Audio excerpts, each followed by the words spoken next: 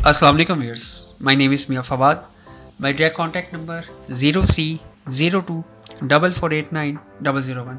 Viewers, इस number पे आप मुझे कांटेक्ट कर सकते हैं और जो मार्केट की करंट पोजीशन है फाइल्स के हवाले से वो उस पर डिस्कस कर सकते हैं। आज के क्लोजिंग डेट्स की अगर मैं बात करूँ तो सबसे पहले स्टार्ट करते हैं हम लोग DHA कोयटा से।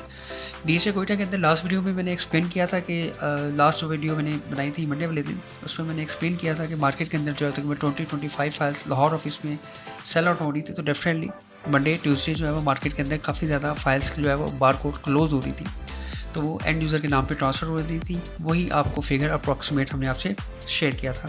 व्यूअर्स, अगर हम करंट प्राइसेस की बात करें तो DHA कोयटा के अंदर इस वक्त 5 मरला की जो फाइल है जो कि 12,15,000 रुपये में ट्रेड हो रही थी मंडे वाले दिन, आज जो है वो 12,40,000 से 12,50,000 रुपये में मार्केट में ट्रेड हो रही है। अगर हम 10 मरला की बात करें जो कि 16,10,000 रुपये में थी, इस वक्त 16.5 रुपये में ट्रेड हो रही है। एक कनाल की जो फाइल है वो 28.25 लाख रुपये से 28,40,000 रुपये के इन बिटवीन जो है वो मार्केट के अंदर इस वक्त करंटली अवेलेबिलिटी इसकी मौजूद है। स्ट्रांगली रिकमेंडेड है। मैं मल्टीपल वीडियोस में और लास्ट वीडियोस के अंदर आपको रिकमेंड करता आ रहा हूँ कि DHA कोयटा के अंदर इस प्राइस के ऊपर जो है वो बाइंग बनती है। मार्केट में डिफरेंट र्यूमर्स हैं और डिफरेंट न्यूज़ होती हैं, और र्यूमर्स भी इस सेंस में होते हैं कि कुछ दोस्तों का ख्याल है कि जब मार्केट में बहुत ज़्यादा कोयटा की सप्लाई आ रही है तो उससे मार्केट ड्रॉप होगी।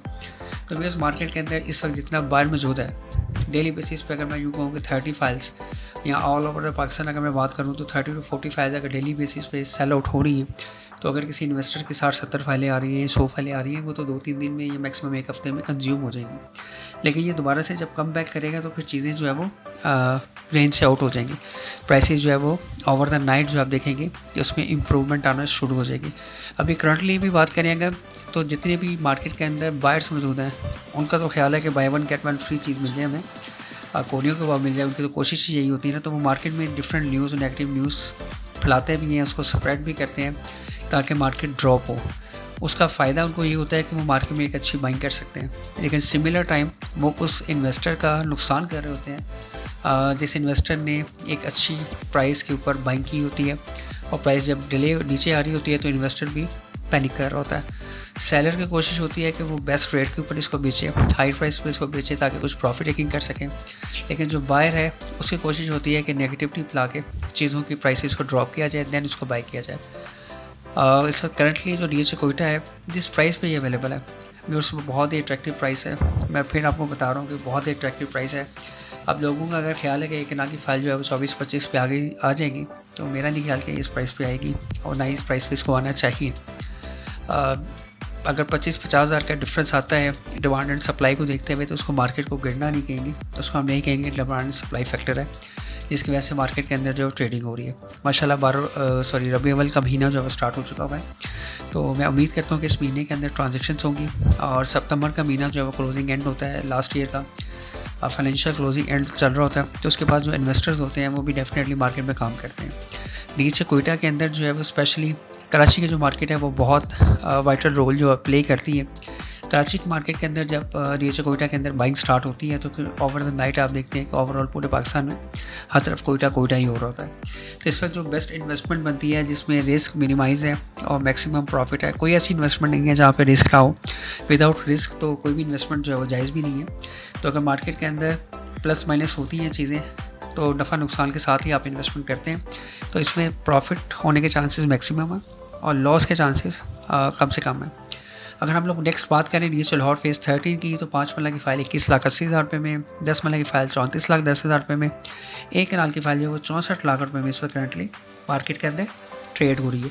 अगर हम लोग बात करें 5 मरला एलोकेशन फ़ाइल फेज़ 7 की, तो इस वक्त 31 लाख रुपये में अवेलेबल है, जबकि DHA फेज़ 10 की फ़ाइल जो है वो 5 मरला की फ़ाइल 29 लाख रुपये में, 10 मरला की फ़ाइल 51 लाख रुपये में, एक कनाल की फ़ाइल 84,50,000 रुपये में, 2 कनाल की फ़ाइल 2,35,00,000 रुपये में, जबकि 4 मरले का कमर्शियल एलोकेशन फ़ाइल 1,46,00,000 रुपये में इस वक्त मार्केट के अंदर करंट रेट इसका फ्लोट हो रहा है। DHA भालपुर की प्राइसेस जो है वो स्टेबलाइज हैं, बहुत ज़्यादा बाइंग सेलिंग नहीं है वहाँ पे, तो इसलिए वहाँ पे जो प्राइसेस है वो कंट्रोल है। बहुत ज़्यादा बाइंग सेलिंग हो तो प्राइसेस में प्लस माइनस होती हैं चीज़ें, तो उसकी जो मार्केट है वो लिमिटेड है। अगर हम बात करें एक कनाल एफिडेविट की, तो इस सबको 26 लाख रुपीज़ में अवेलेबल है। 10 मरला की एफिडेविट जो है वो 18 लाख रुपये में अवेलेबल है।